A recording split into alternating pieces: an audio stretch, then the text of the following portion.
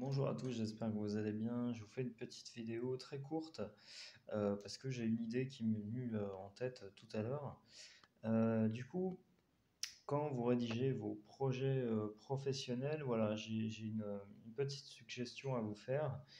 Euh, donc, on est d'accord, vous écrivez vos documents donc manuscrits. Donc, manuscrit, je le rappelle, c'est à la main, c'est-à-dire vous pouvez vous entraîner à l'ordinateur ou éventuellement faire appel à mes services, hein, vous trouverez le lien sous la vidéo. Euh, pour tout ce qui aide à la rédaction, tout ça. Mais également, dans tous les cas, que vous le fassiez par vous-même ou que vous passiez par un prestataire de service, eh bien, du coup, vous devez rédiger vos documents à la main. Donc l'idée, évidemment, c'est que ce soit propre, que ce soit droit. Donc idéalement sur feuille blanche, on évite de traverser le papier, hein, enfin, c'est-à-dire on évite de réécrire recto et verso. Et ce que je voulais dire aussi, le petit truc que vous pouvez rajouter notamment dans le projet professionnel, donc ne faites pas ça pour la lettre de motivation, par contre pour le projet professionnel, vous pouvez tout à fait en fait faire du coup un écrit donc à la main, donc manuscrit. Et comme c'est une feuille papier blanche, eh bien vous pouvez tout à fait caler une image, si on peut dire ça comme ça, mettre une image appropriée qui a un rapport avec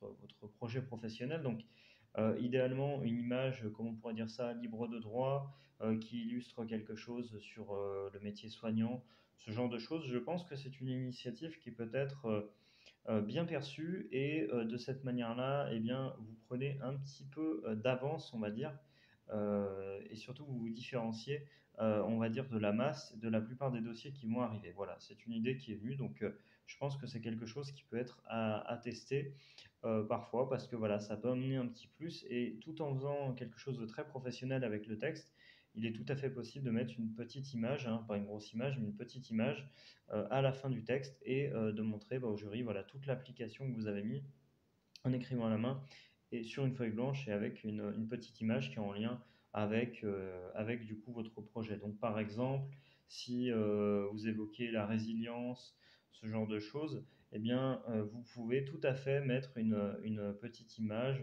Vous allez sur Pixabay par exemple, éventuellement vous pouvez aussi utiliser un Midjourney qui est un logiciel qui crée des images sur mesure, qui bon, des fois fait des résultats plus ou moins parfois, c'est un petit peu approximatif, mais ça fonctionne aussi. Donc, vous tapez, c'est un peu plus compliqué à utiliser, mais si vous savez faire, eh bien, vous pouvez l'utiliser pour demander l'image de votre choix. Sinon, vous avez Pixabay, toutes les stocks photos sur Internet, avec des images évidemment libres de droit, et vous pouvez du coup mettre une image de cette manière-là pour illustrer vos propos.